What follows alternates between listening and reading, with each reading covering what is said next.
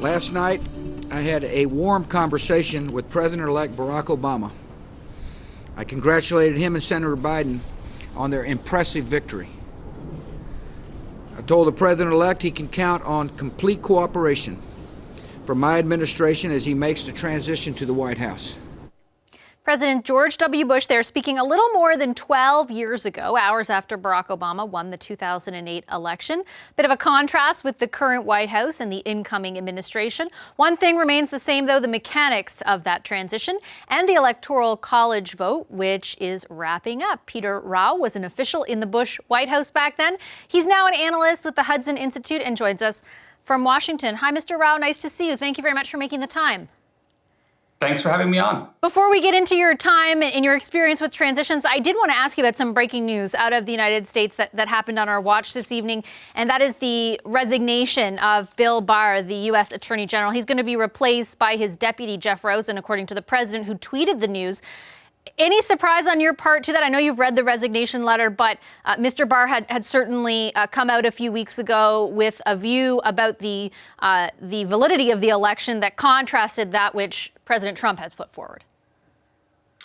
Well, it's of note that he doesn't mention whether or not he's resigning or had been dismissed. But beyond that, the resignation letter is brimming with praise for the Trump administration, and the president also in his Twitter message praised the work of the Attorney General. So it looks like he's leaving on good terms, irrespective why he's leaving, whether it be a dismissal or a resignation. But we're in the very late stages of the Trump administration. Looks like Attorney General Barr is going to be able to spend some quality time with his family on Christmas. And then we have only a few more weeks until the inauguration. From your perspective, does it change anything, and only insofar as the Department of Justice had conducted some investigation, some level of investigation into whether or not there had been fraud in the elections? And that is what Mr. Barr had talked about a couple weeks ago, that he had not yet found any evidence. We had a guest earlier who said this certainly allows for the Department of Justice, should they want to pursue, or the person in charge of it want to pursue some additional investigations, to do so. Do you think that's likely to happen?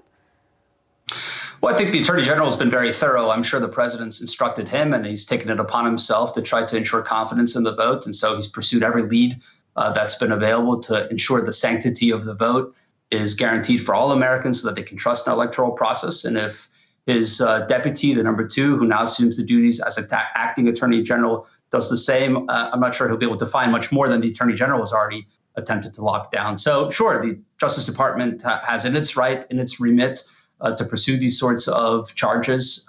But in the end, the question is, where's the evidence which is necessary to show voter fraud on the level that some have said or have accused there to have been?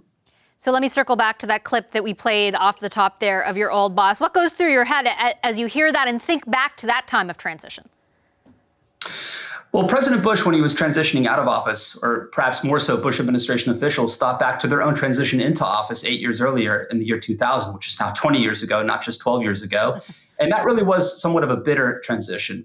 There are legion anecdotes, many of them I'm sure apocryphal, but they've entered into Washington lore, one of which is that when they arrived on the scene on day one, the W's had been plucked out of the computers by outgoing Clinton administration officials, W, of course, being a stand-in for George W. Bush. And so President Bush really wanted to make sure that President Obama had a smooth transition. President Obama graciously in his inaugural address thanked President Bush for his generosity, I think, as he put it. And I think maybe one difference between President Bush and President Trump, I mean, there are many, but one is that President Bush himself wasn't on the ballot in the year 2008. Of course, it felt like something of a repudiation for the Democratic Party candidate, Barack Obama, to beat the Republican candidate, John McCain. But nonetheless, it wasn't George W. Bush on the ballot. You have to remember, this is only the second time in a century that an incumbent president's party has had to leave the White House after just 4 years, Jimmy Carter being the other. And the last time that an incumbent president lost the vote was 1992, 1993. So it couldn't have been a surprise given the public polling for the Trump orbit. But nonetheless, I'm sure it stung. And I think those frustrations are showing today. Taking that all into account, and even taking those frustrations into account, are you surprised at all at how this continues to drag out, at least on the surface? And I take into account also that I know behind the scenes the work has begun and did start a few weeks ago with the transition, the mechanics of the transition, but just publicly facing how long it's taking. Well, I think the letter of the law is being held in. That's what really matters. The president has ensured that Vice President Biden gets his presidential daily brief. As you say, the landing teams have landed in the agencies and in the departments to begin the process of transition, which is really important in the American system because the top layer, something like 4,000 political appointees, are appointed by the president and take over command of government with the career bureaucrats layered beneath them. So they need time to work their way into their job. As for the president and his comments, it really doesn't surprise me. No one really knows how Donald Trump thinks other than Donald Trump. And so I think part of this is what he said the day before the election at his last stop at his campaign headquarters in Arlington, Virginia. I really don't like to lose, when he was prompted by a reporter, how he would handle it.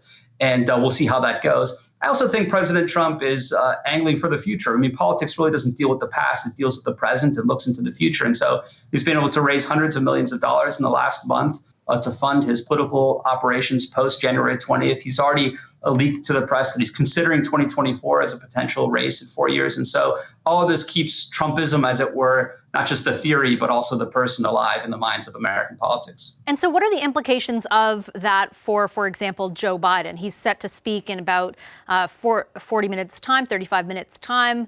We expect to take those remarks live following the outcome of what happens with the Electoral College. But certainly he will have to contend with the remnants, however large they are, of Trumpism going forward as well. Well, I'll take you back to where I started, to the year 2000, 20 years ago. And Democratic operatives back then believed that they made a huge mistake in not putting Vice President Gore, when he was contesting the election, out in front of the cameras earlier on election night, because the narrative became very quickly that he had lost the vote. And they were always, in their minds, playing catch up to George W. Bush in the ensuing legal battles. Joe Biden on election night came out very early and made a pretty demonstrative statement, even before President Trump got before the cameras. And so I think the speech tonight is just another effort, another attempt by Vice President Biden to cloak himself in the mantle of the presidency, to try to give himself legitimacy. Legitimacy of the presidency is very important. I mean, think back over the last 4 years. The Russia collusion charge really damaged President Trump. It robbed him of political capital. Many people claimed he wasn't a legitimate president in 2016, even after we had a special prosecutor investigate that claim and debunk it. And so Joe Biden wants to cloak himself in the presidency, show that he, in fact, is the president-elect. And tonight, after the Electoral College totals, with Hawaii coming in last, give out their final tally and their final count, which will then go to Congress to read out on January 6th. I think the vice presidency is another opportunity to claim the presidency and to really imprint himself in the minds of Americans as the 46th president of the United States. Okay, Mr. Rao, I'll leave it there. I appreciate your time this evening. Great to have you on the program. Thanks for having me. Peter Rao is with the Hudson Institute, rather. He's a former official in the George W. Bush White House. Hi, I'm Vashi Capellos, host of Power in Politics. See more of our show by subscribing to the CBC News channel or click the link for another video.